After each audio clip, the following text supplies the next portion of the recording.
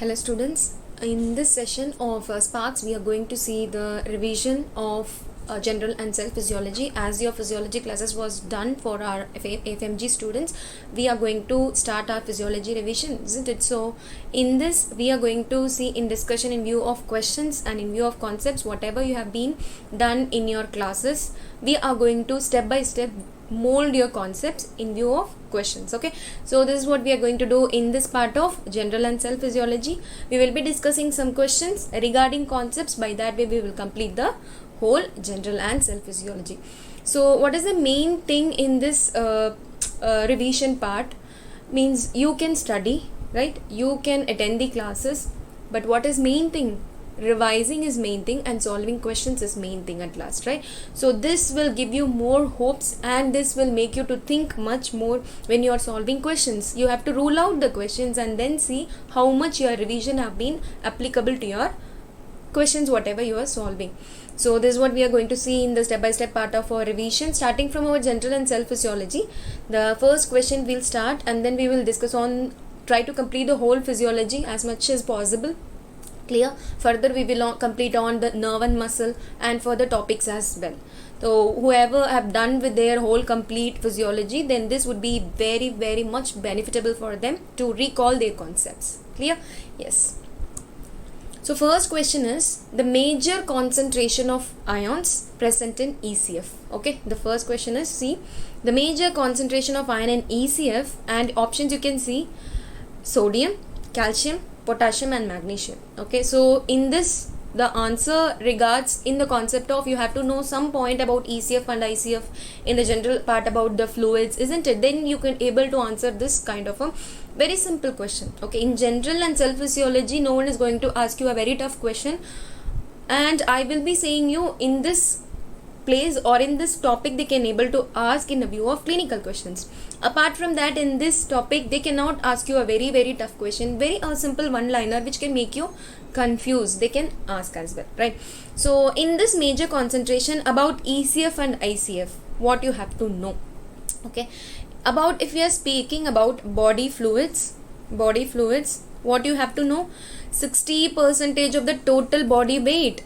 Here I am mentioning it as TBW, total body weight 60% will be your body fluids, isn't it? So further if I am dividing that, there will be a kind of, yes, ECF and ICF, isn't it?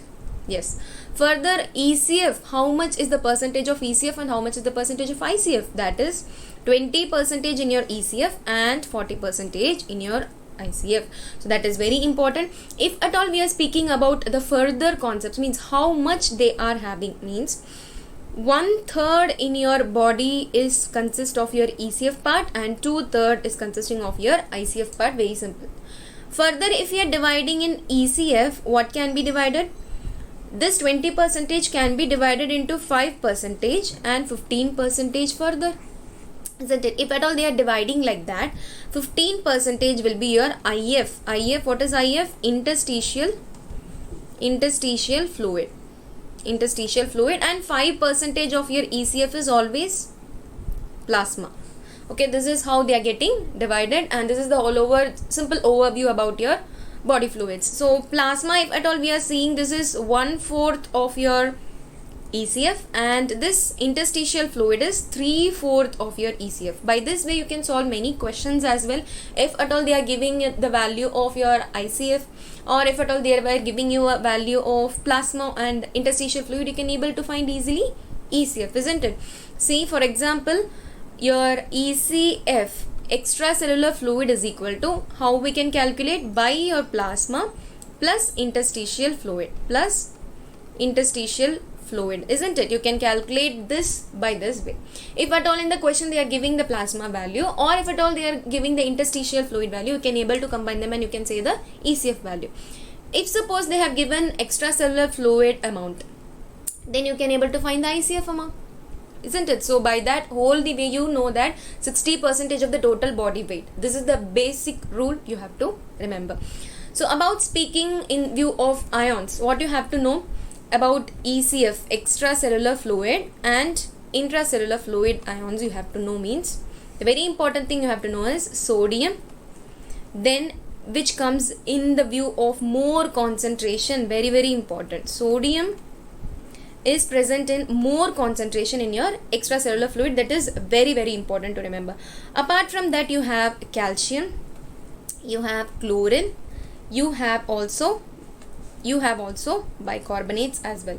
Sometimes you have ions in ICF as well, which involves potassium, magnesium, even your proteins which are negatively charged is coming under your interstitial cell, means intracellular fluid. If at all these are coming under cations, your positive is coming under your cations, your negative ions are literally they are coming under anions, isn't it? So further anions means your phosphate is also there. So very important thing you have to remember is which is the major concentration present in your extracellular fluid and intracellular fluid. The first one is ECF, the major concentration is sodium. In ICF, the major concentration is potassium. Very important to remember. And if they ask you a question, one more question they can ask, that is a possibility of osmolarity of your ECF. Osmolarity of ECF depends upon which ion, which is majority in ECF, that is your sodium. And if they can ask you osmolarity of ICF can be depend upon which ion, it is depending upon potassium, which is a majority of ion which is present in intracellular fluid. So what is the answer for this question? Major concentration of ions present, that is none other than your sodium. Okay, this is a simple question, but still when you are seeing about the options you might get confused. Should not be confused. Very simple. So the next question is correct about Addison's disease. So they are asking about some points of Addison's disease which we have to know, right? And options are hypokalemia, isn't it? Hyperaldosteronism, alkalosis, hypoaldosteronism. So in view of Addison disease, what are all the things you have to know in view of Addison's disease? What does it mean by Addison's? Always remember, Addison's means you have to add something. So something is decreased. Which is decreased? It is nothing but hypoaldosteronism. Please remember, Addison's disease is nothing but hypoaldosteronism. You have to add aldosterone. That is what this Addison's add is giving you a clue. Okay. So further then, if you have to speak much more about hypoaldosteronism, in hypoaldosteronism you will be having more potassium levels. There will be hyperkalemia, literally. There will be hyperkalemia. Okay. Then if at all we are speaking about hyperkalemia, so if hypoaldosteronism in Addison's disease you are having hyperkalemia, so what are all the features about hyperkalemia you should know?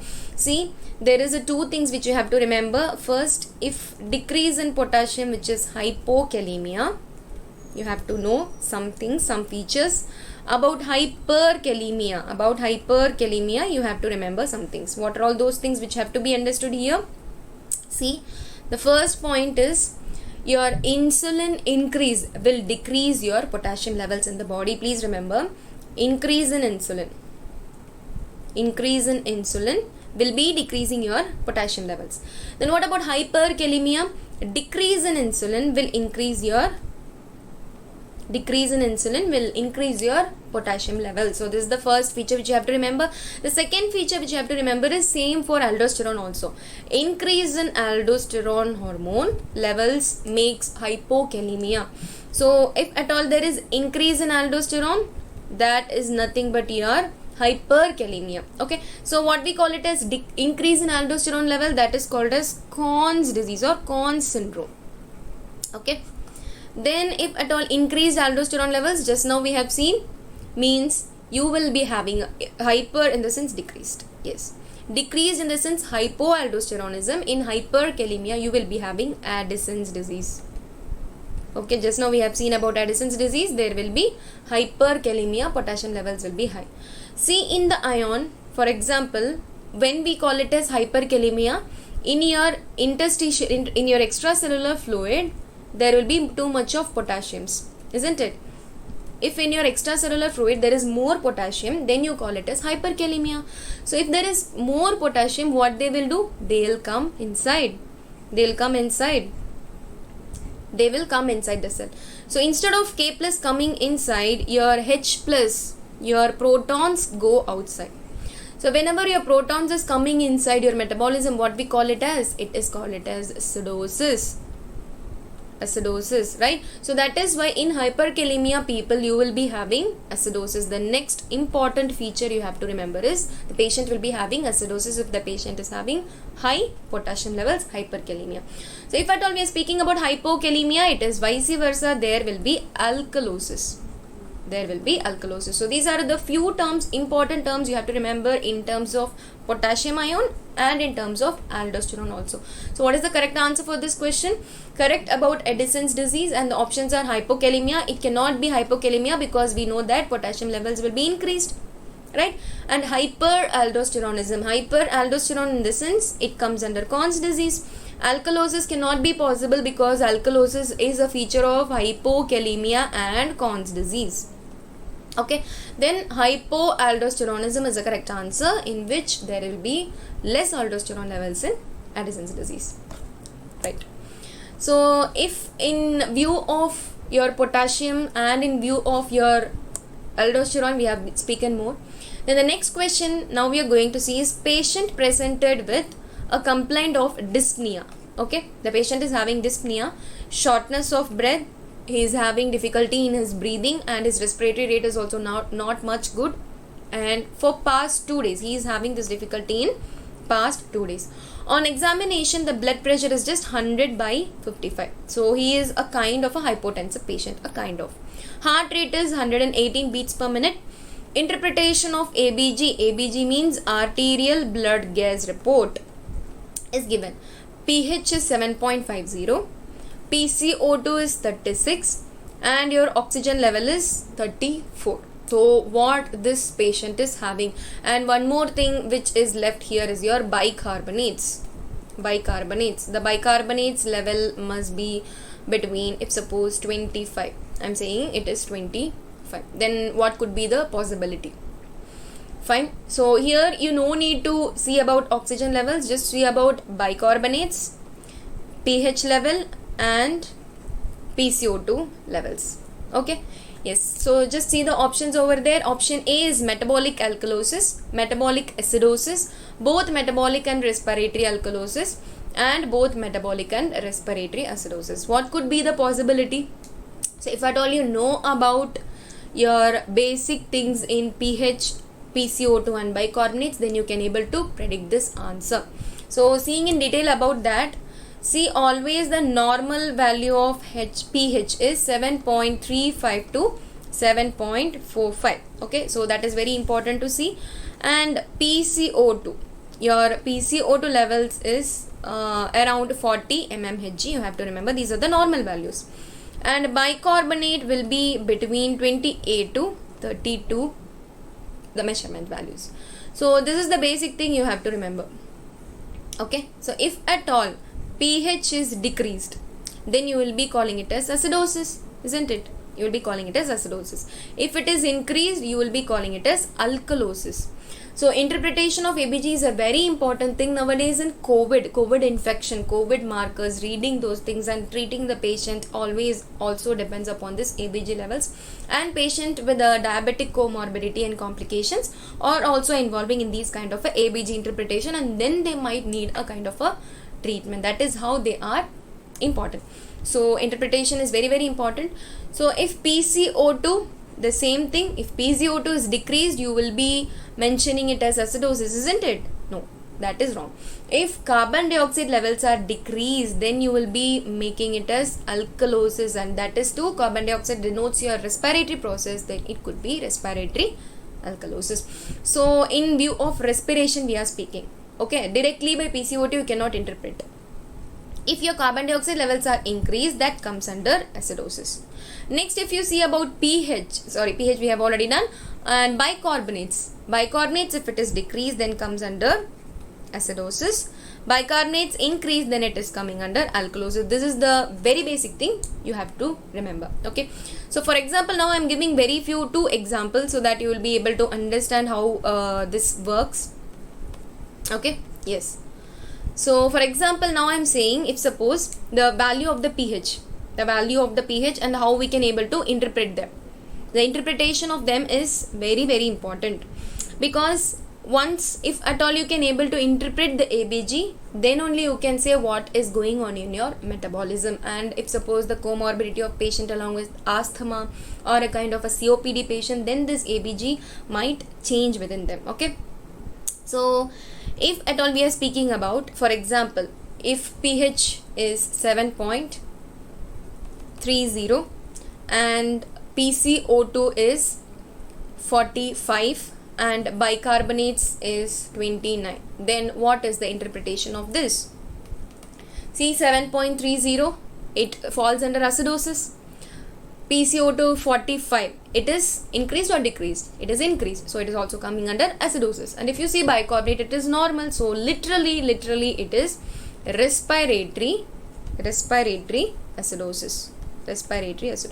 Okay, so the next example, the first example, the next example is same, pH is 7.30 and your PCO2 is 40 and your bicarbonates are 25. Okay, then how could you able to diagnose it? See, this pH falls under acidosis, your PCO2 is normal, your bicarbonates is also coming under acidosis. So this both is giving a common acidotic level, so we can name it as metabolic acidosis. Now the third example which I am going to give you is, now same 7.30, the patient is having a pH level, but if you see your PCO2 levels are 33.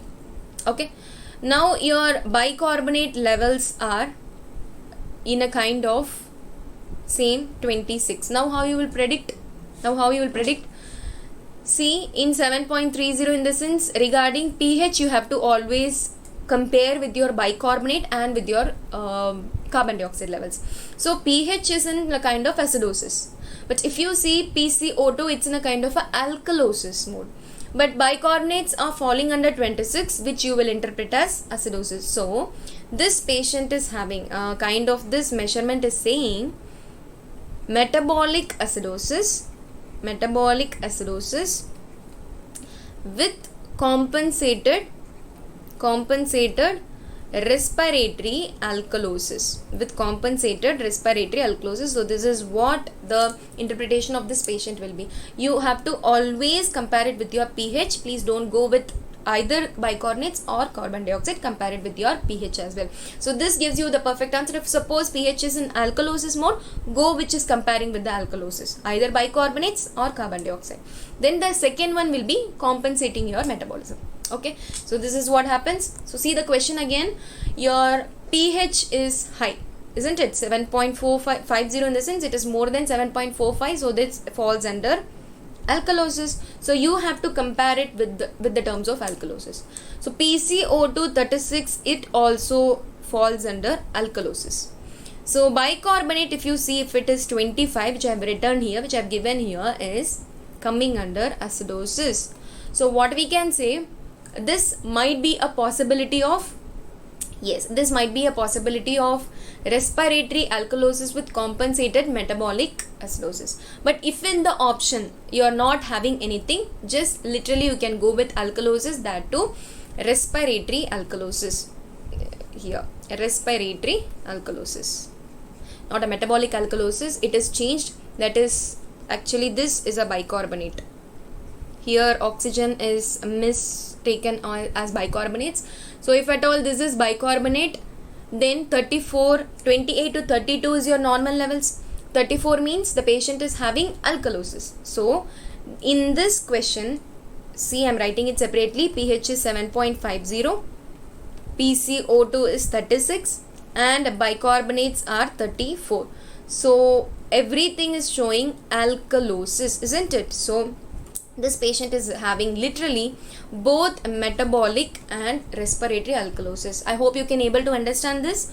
always interpret in the basis of pH. If pH falls under alkalosis, then the secondary thing which you have to see is which is coming under alkalosis, and the rest of the thing will be in compensation.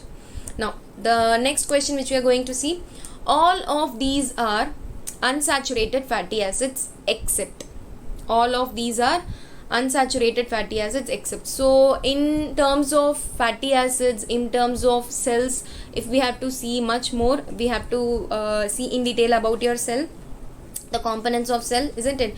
In your cell and in the major group, which it is protein, isn't it? Then there will be your lipid, then there is a kind of a carbohydrate, there is a kind of a carbohydrate. In the whole 100%, your protein is consuming 55% and your lipid is consuming 42%, and rest of the 3% is consumed by your carbohydrates. So if at all we are dividing a lipid in further, then they are dividing into 3 again. Okay, in this terms, in the revision of your cell, you have to remember that there is a kind of phospholipid in lipid, again cholesterol, then other kind of lipid proteins, lipids are also there. So this is phospholipids, which is consuming 25%. Your cholesterol consumes under 13%. Yes, the rest of the 4% will be coming under your other kind of a lipids.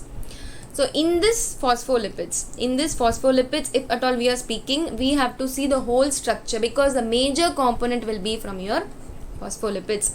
Means lipids is basically giving glycerol plus fatty acid, isn't it? Glycerol plus fatty acids. F in the sense fatty acids. In that fatty acids, you are again having a division which is saturated and unsaturated fatty acid. Saturated and unsaturated fatty acid. Saturated, only 2 example. Please remember stearic acid, isn't it? Stearic acid and palmitic acid. Stearic acid and palmitic acid. In unsaturated fatty acid, you have 3 things: linoleic acid, isn't it? There is 2 L's, please be remember in that, linoleic and linolenic. O means oleic acid. O means oleic acid, and again the L denotes linolenic acid. Linolenic acid. So these are the main things which you are going to remember about in view of fatty acids. So if at all they are asking the most abundant fatty acid, most abundant or the most important fatty acid, then your answer should be oleic. If at all they are asking in common, then your answer should be unsaturated fatty acids. Okay, so this is the basic thing you have to know about unsaturated and saturated. Just going back to your question, all of these are unsaturated fatty acid except. So what is your answer?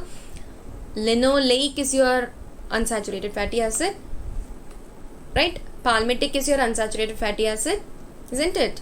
No, palmitic is a kind of a saturated fatty acid, please remember. So these kind of a simple question they can ask you from general and in the view of cell physiology. So in terms of saturated and unsaturated, please remember saturated and in unsaturated, some important points you have to see means, always saturated are a kind of a tightly packed things. Okay, they are tightly packed, so their solidity is always high. So if at all solidity is high, making them as a fluid is difficult. We have to spend much time, or we have to give a much energy for this solidified content to make it as a liquefied. So their fluidity will be less. Unsaturated is loosely packed, so their solidity is less and their fluidity is high. The very important difference we have to understand in view of saturated and unsaturated. So very important thing about saturated and unsaturated if you are seeing. And one more thing you have to remember in view of packing, that is saturated is always tightly packed. That's why the solidity is increased. So this is in view of saturated fatty acids. Regarding their collection, major component, please remember that will be in view of proteins. But apart from proteins, if we are speaking, there will be much of lipids as well. Okay, yes. The next question is beta oxidation takes place in. The options are peroxisomes, mitochondria, lysosomes and cytosol. please remember beta oxidation. There are much of oxidation, alpha, beta and gamma, isn't it? So in options, beta oxidation, please remember it always comes under your mitochondria, isn't it? So what does it mean here in view of small discussion in mitochondria, peroxisomes, lysosomes and cytosol? So in view of mitochondria, you always know it's a powerhouse of the cell, isn't it? It's a powerhouse of the cell, and ATP production is there, and there are a presence of respiratory enzymes within them. So once in a while there was a question also in your exams, where does this respiratory enzymes present? These are present in your inner mitochondrial matrix. Inner mitochondrial matrix, very important question. Okay, so these are all the very important questions we have to understand in view of mitochondria. And sometimes they can ask you gamma means alpha, beta and gamma oxidation also. Where does this gamma oxidation takes place? Gamma oxidation takes place in your peroxisomes. Please remember that's the difference between this beta oxidation and gamma oxidation. Now one more important function, that is oxidative phosphorylation, also takes place in your mitochondria. Apart from that, they play a role in apoptosis also. So these are the main functions and things which you have to remember about mitochondria. So further, if we are speaking about a lysosomes means the simple thing what you are going to remember, they are suicidal bags. Whenever your lysosomes, whenever your cells, the enzymes are evacuating, they are dying, they will go and die by the help of the enzymes in the lysosomes. That is why we are calling it as suicidal bags, isn't it? So further, in these suicidal bags we have a presence of enzymes. They will be giving two vesicles, primary vesicles. They will be having primary vesicles and secondary vesicles. Okay, further they will be releasing residual bodies. In view of residual bodies, we will be having primary vesicles and secondary vesicles or as well. So where does these residual bodies come from? They are coming from primary vesicles. In view of lysosomes, these are the simple things you have to remember. And about cytosol, what you have to remember means your many of the G's are undergoing here. What is important of these G's in view of cytosol, you have to remember means in your body glycolysis takes place in your cytosol. Then your glycogenesis takes place here. Glycogen formation, glycogenesis takes place here, and your glycogenolysis also takes place here. So these are the three G's which are taking place here in cytosol. So these are the reactions in view of biochemistry which is taking place in cytosol, the one of the important cell membrane which you have to remember. And some pathway important synthesis like bile synthesis and sometimes protein synthesis also takes place in view of cytosol. So these are the very important things we have to remember in view of cell membrane, isn't it? And in this question, remember beta oxidation takes place in mitochondria and gamma oxidation takes place in your peroxisomes. Then if you are speaking in view of some points about your cell membrane, some reactions are taking place in both cytosol and mitochondria. So what are all those reactions? The mnemonic is hug. You would have been hearing before itself, right? What is hug means? Heme synthesis, isn't it? Then in view of U, that is urea cycle, and in G you are going to remember glycogenesis. So these are the three things which is taking place in both cytosol and mitochondria. Remember that. So cytosol you have to remember separately, mitochondria you have to remember separately, and both cytosol and mitochondria also you have to remember separately in view of this mnemonic: heme synthesis, urea cycle, and also you have to remember glyconeogenesis. Then if at all we are speaking about the other functions of your cytosol, there is also a function of, which we have been seen, that is fatty acid synthesis, even bile acid synthesis. They are also important in view of cytosol, which you will be seeing much detail in your biochemistry view. Here if you remember this much, it is well and good. So now the next question, what is the next question says? Hexosaminidase deficiency leads to which lysosomal storage disease? Actually, it's a clinical part which is combining along with your physiological part, but still this is a repeatedly asked question. Very important to remember LSDs. LSDs. If suppose in your lysosome, there should be presence of enzymes. If suppose these enzymes are absent, then what they can do? There can be a possibility of any kind of diseases. So that diseases we are naming it separately, that is called as LSDs, lysosomal storage diseases. If the normal function of cell to die in the lysosome, get a suicidal activity, if it is not done properly, then these kind of diseases comes into the picture, isn't it? So that enzyme name is hexosaminidase deficiency. So it can deals with which disease? Tay-Sachs disease, Gaucher's disease, Fabry's disease, and von Giarke's disease. Which disease it can lead to?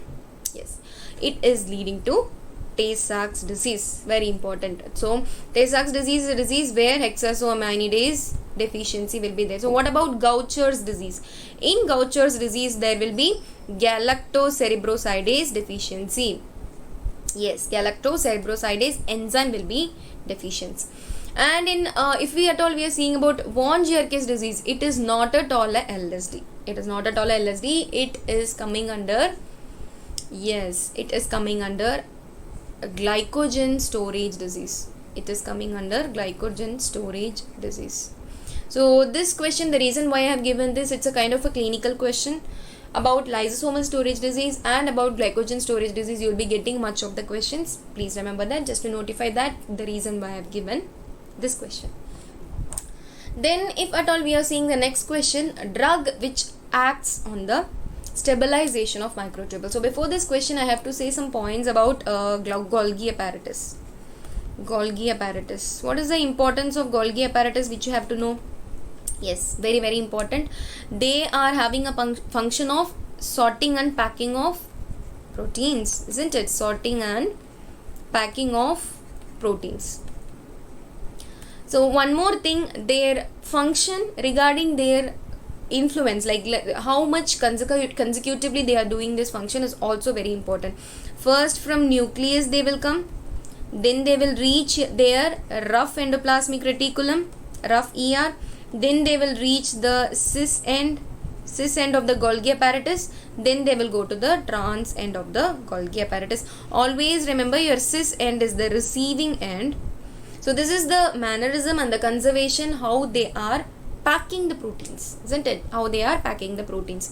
So this is happening in none other than your vesicles. Okay, so this is the receiving end and this is the trans end is a kind of a secreting end, or you can say it's a kind of a passing end. So main thing is receiving end, you have to remember, that is cis end.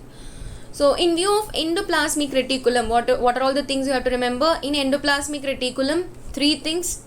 One is a rough endoplasmic reticulum, one is smooth endoplasmic reticulum, and another one is your sarcoplasmic reticulum. Sarcoplasmic reticulum. Very very simple thing which I have wanted to remember for you. R, please remember, R is a kind of a ribosome. So in rough endoplasmic reticulum, ribosomes are attached. R for R, ribosomes are attached. In smooth, there is no ribosomes. Remember, in smooth there is no ribosomes. That is what you are going to remember in view of, yes, smooth endoplasmic reticulum. In sarcoplasmic reticulum, what is the important thing you have to remember? Yes, there is a kind of calcium. There is a presence of calcium, that is very important in sarcoplasmic reticulum. When we are speaking about nerve and muscle physiology, we will be speaking in terms of sarcoplasmic reticulum. And when we are speaking about the contraction function of muscle, we would have been studied that. When we are revising it again, we will be discussing this again in that part as well. So till now, remember, sarcoplasmic reticulum is for calcium. So now then, if we are saying smooth endoplasmic reticulum is having no ribosomes, then what is the importance of smooth endoplasmic reticulum? Smooth endoplasmic reticulum, see here I am writing it as SER. S for S, remember, steroid synthesis. Remember, steroid synthesis. Steroid in the sense, simple, they are having synthesis of lipids. Okay, so these are the very simple things in short view you have to remember. Now Next, if we are seeing about the drugs which is acting on stabilization of microtubule: vincalcaloids, colchicine, paclitaxel, griseofulvin. So what is important in this? Means about microtubules, you have to remember something very important things are there also to remember. In microtubules, what are all the important thing you have to remember? You have to know about molecular motors. These are all simple skeleton view, how they give a structure for your cell. That is important about this molecular motors. So in that you will be having microtubule, I am mentioning it as MT. We will be having intermediate filaments, and we will be having microfilaments as well, MF. So microtubules, intermediate filaments, and microfilaments. In microtubules, very simple thing, alpha and beta will be having. In intermediate filaments, you will be having DLVK. What is this DLVK denotes? It is desmin, lamin, then V for vimentin, and it is for keratin. So these all are going to give strength for the cell. They are going to give strength for the cell. Then what does alpha and beta will do? They will be giving a transport function. Tubules means in view of tubes, normal tubes, they are transporting from one thing to another thing. So transport is the main function for them in microtubules. So if at all we are speaking about microfilaments, the main microfilament you have to remember is actin. Very important. Actin, you know that it is a contractile protein, so it is giving function for contraction. So simple things, this you have to remember. So in these, speaking about these all drugs, vincalcaloids, colchicine, these both are the drugs which prevents assembly of microtubules, See, if microtubules is not assembling, they cannot able to give support for their cytoskeleton, and molecular motors are also cannot be fulfilled on the whole. Then there will be problem in their transportation. Then if we speak about the paclitaxel, and if we speak about the griseofulvin is of separate thing. It is an antifungal medication. It is an antifungal medication. It also have some regarding with microtubules, but it will not it will not act on the stabilization. So if at all we are speaking, who is preventing both assembly and disassembly, means that is the one other than drug, which is paclitaxel. If they ask only about assembly, please go with vincalcaloids and colchicine. Okay. If at all they are speaking about both assembly and disassembly, means both the thing will be in a stable condition, so that the cell will not be getting improved also, then the cell will not be getting spoiled also. So that condition will be given by this drug, that is paclitaxel. Very important drug to be remembered. It is means mentioning both the cytoskeleton of them, they are making in a stable condition. Okay, these are all the drugs which is acting on microtubules. The main specificity of paclitaxel is this. So important question to be remembered. So next question is Carter-Giner syndrome is due to. And the option is cytoplasmic dynin defect, dynamin defect, myosin defect, and axonal dynin defect. So knowing about these things, you have to know some part about your dynins, isn't it? What is dynin? Why they are giving dynamin also? Just now we have seen desmin, laminin, vimentin, keratin as your molecular motor. So if at all we are speaking about some other molecular motors, we are having, just write it down in the kinesin, right, dynin, and your dynamin, myosin. So these all are a molecular motor. Which is not a molecular motor? They can ask you this question also. Which is not a molecular motor? Then please remember, your actin is not a molecular motor. It always comes under your microfilament, which is giving an action of contraction. So in dynin, there is two things. One is your axonal dynin, and another one is your cytoplasmic dynin. So if at all we are speaking about axonal dynin, so why we are going to speak about that much? See, in axonal part, there will be a flagella, cilia. Cytoplasmic part means they are going to give a function of transport. In axonal part, if there is dynin is defective, Then there will be ciliary dysfunction. Ciliary's dysfunction means wherever there should be an example of movements, then that is affected. Movemental functions are all affected. So there can be a syndrome which is called as Carter-Giner syndrome, in which you will be having infertility, like there will be a reproductive function is involved, and asthmatic reasons like bronchiectasis is involved. In some times you will be having a respiratory problem also. So all these conditions, whatever conditions regarding your ciliary flagella, where there will be a movement of your dynin. Dynin means they have to take over all the secretions out. There can be a possibility of bronchitis also. There can be a possibility of pneumonia if suppose respiratory involvement is there. So axonal dyning defect is the main thing which is involved in your Carter-Giner syndrome. There will be a flagella ciliary dysfunction. Very, very important to remember. So the next thing, which is also an important thing which you have to remember, is next question: pancreatic beta cells are in GLUT. Remember about GLUT. GLUT is a kind of an important topic. At least one question for sure you're going to get in all the exams. Anytime they will be asking about this GLUT, always. So pancreatic beta cells are present in. So simple thing, you have to remember all the GLUTs. GLUT 1, 2, 3, 4, 5, 6 are there. You have to remember all the things. Here I'll be giving you a clue for remembering this beta. Beta is the second alphabet. So remember, it is coming under GLUT 2. So what you have to remember for GLUT 1? GLUT 1, please remember brain. Brain is a very important organ. So that's why we are keeping it as in first. Kidney, placenta. Brain, kidney and placenta. This you are going to remember for your GLUT 1. Apart from this, you have RBC, cornea and your BBB. RBC, cornea and blood-brain barrier. So GLUT 2, just now we have seen. One is your pancreatic beta cells. The next is your liver, your part of SI, that is your small intestine, and also your kidney belongs to this. About your GLUT 3, 3 means again 3 things, whichever you have been done here. First 3 of your GLUT 1, right, they will be coming in 3, means brain, kidney and placenta again. Extra of your RBC, cornea and blood-brain barrier will be extra in GLUT 1. Simple, GLUT 3 is done. Brain, kidney, placenta again will be coming in your GLUT 3. About GLUT 4. GLUT 4 means for, remember for whom? Whom means the body, please remember. Means skeletal muscle and your, yes, adipose tissue. In your body there will be adipose tissue, so you are going to remember that adipose tissue as well. So rest of the things are 5, 6 and 7. I will be saying you that also. Remember 7 is for simple things. 7 you are writing this like this. So opposite to this is this alphabet. 7 you are making like this. So the alphabet regarding that reciprocally is this alphabet, which is giving the option of liver.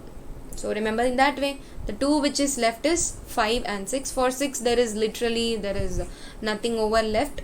No any specific things are there. If at all we are speaking about 5, GLUT 5, important thing is jejunum, sperms, microglia and importantly in CNS part. So very importantly, these few things, if you remember, it is very, very well and good. GLUT is a very important topic. They can ask you at any time. If you see all the past over question papers, you will see at least one question in GLUT. Either it is, they can be asking you in a ulta purpose like GLUT 2, they can give, or else they can ask you to rule out the answers, or they can give you some, for example, brain cells are present in which glucose transporter. Okay, you should ask in terms of 1 or 2 or 3 or 4 or which term. Okay, so this is how it is, and this is all over the questions which we have discussed today. This is about the general and cell physiological part. Most probably I have touched all the most over important topics which has to be discussed, and these all the questions are repeatedly asked. If you can see, able to see in the past question papers, this is the basic thing which you have to know. Either you have to revise in view of that. After revision, just try to do more MCQs. Then only you will get to know in which part you are weak in. So try to mark over the parts wherever you are weak and read it again and again and again. Just go back to the notes, your notes, write it down whichever parts you are getting weak, and revise it again. If you are getting even more weak, revise it again. At one day, in one point, you will be very well versed in that. You will not do that mistake again. So don't feel very low at this time. Every preparation is going on. Do as much as possible. Your hard work doesn't fail at any cost. Okay, so do a proper consistent revision, which will be helping you for sure. And do read more past year question papers and solve much questions. How much, for example, 5 hours you are reading, 5 to 6 hours apart from the class. Read for 3 hours, 2 hours you spend it for MCQs. In that 1 hour you have to solve the question, and 1 hour you have to review the question. Reviewing is much more important in your revision purpose. Okay, so no need to worry, no fear, just go with the flow. Okay, thank you. We'll be seeing further revisions in the further part.